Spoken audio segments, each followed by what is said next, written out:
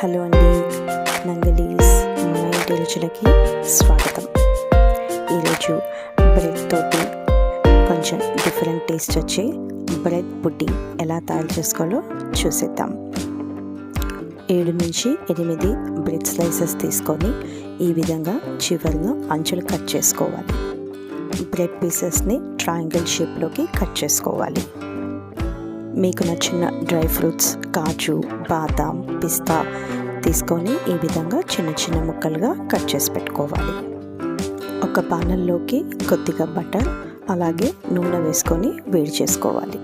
ఇందులోకి కట్ చేసి పెట్టుకున్న బ్రెడ్ స్లైసెస్ వేసి వేయించుకోవాలి.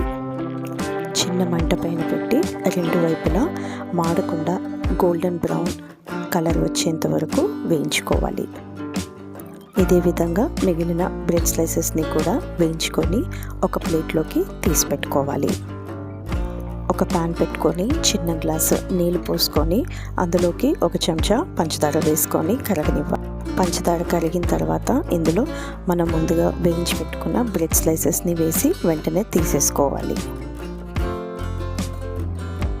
ఒక బౌల్ పెట్టుకొని అందులో ఒక 2 కప్పులు పాలు పోసుకొని మరిగిన తర్వాత అందులోకి ఒక 3 టేబుల్ స్పూన్ కండెన్స్డ్ మిల్క్ వేసుకోవాలి.